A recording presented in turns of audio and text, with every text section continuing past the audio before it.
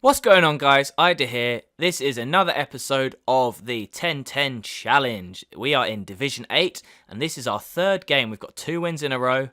Can we push on and get another win with this great team that we have? Well, I say great, the players aren't great, but how we're playing with them is pretty good. So what I'm going to do is apply another fitness card. I know it's sort of a waste with the players not on ridiculously low fitness, but like I said in the last episode, I like to keep them above 90, and most of them weren't above 90. So I'm going to meet you in the game, and we'll see what team our opponent has.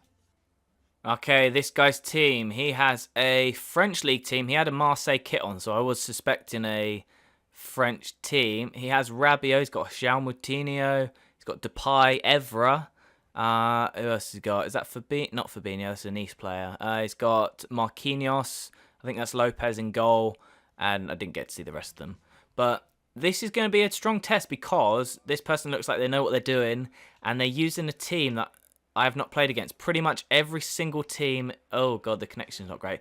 Every single team I've played pretty much in this series so far has been Premier League teams. It's been a sort of easy run because I know what I'm going to come up against.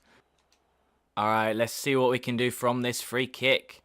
That's definitely a foul. He's coming from the back there, taking his leg out. Definitely a foul.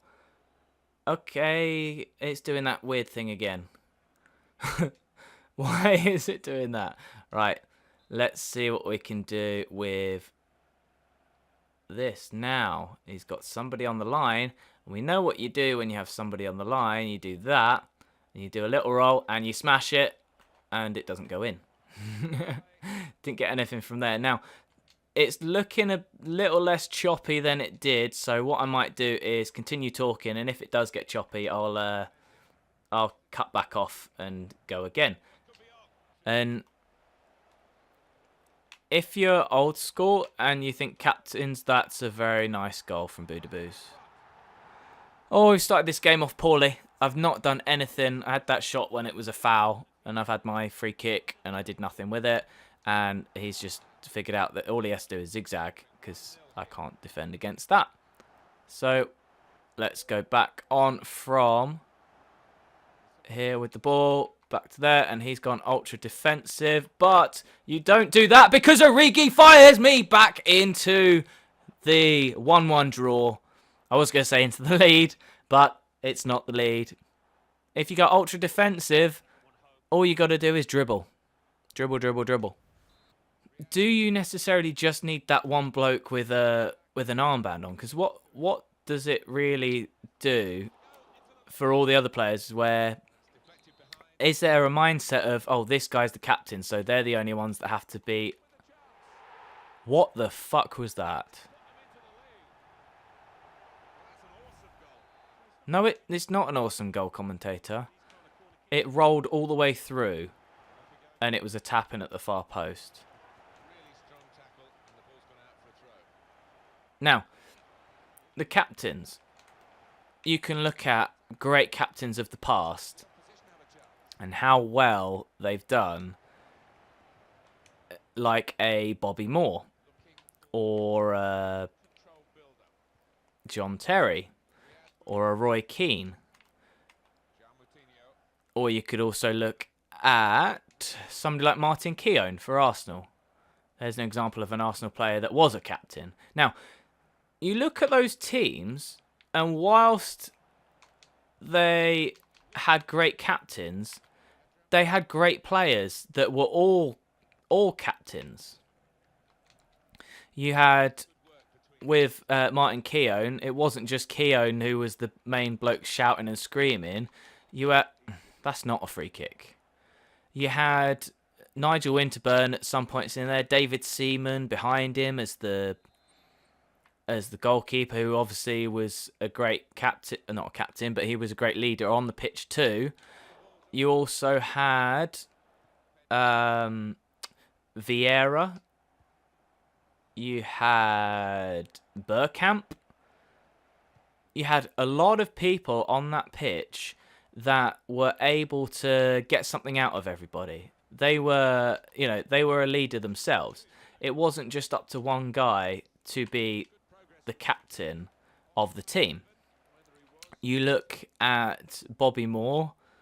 Obviously, he was a great captain. He was almost like a manager on the pitch. But you also had pretty much that whole squad of 1966 for England, where they had a couple of other West Ham players in there, and the quality they had. And is that a tactic for a corner, going really close near post? Yes, it is. Okay, that's a tactic. I'm going to try that next corner I get. I know what he's doing now. Yeah. Okay. But then you look at a more recent example. You've got John Terry. The fact that when Chelsea won the Champions League, obviously it was a great sort of defensive display. John Terry wasn't on the pitch. So you look at the players that Chelsea did have. Well, I've done terrible so far this game, and I'm going to make the same subs I did last time because it worked very, very well. But you look at the players that Chelsea had. Again, Didier Drogba, just a legend of the club, a legendary sort of player, captain, motivational to other teammates.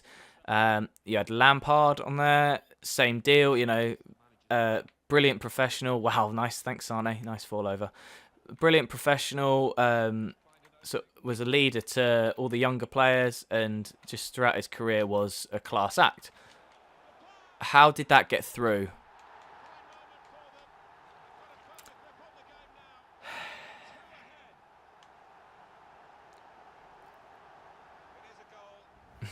I like he's pointing to nothing on this shirt.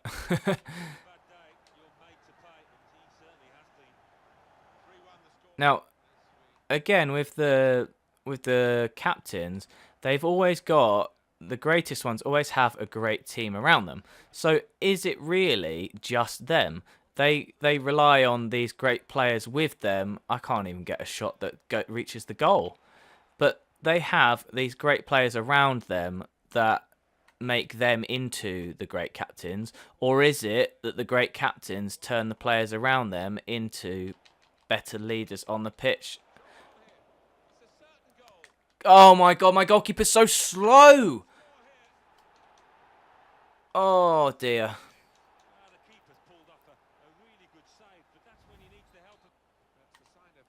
Supposed to be an ultra attacking. I've got one player up from a corner. Come on, big kick or black. There we go. On your bike. Win the header. Ooh, absolutely destroyed him. I'll take the yellow. That was entertaining. That was a lovely foul. Pedro! And again, Pedro! Oh, deflected off my own player. Come on. They get in the way of each other's shots. How is this? Alright, that's the end of the game. That is a 4-1 loss. It was going so well, wasn't it? That had to happen at some point. 4-1. Started off a bit weird. He definitely got the better of me by quite a bit. So I'm going to end the episode there. Thanks for watching and peace.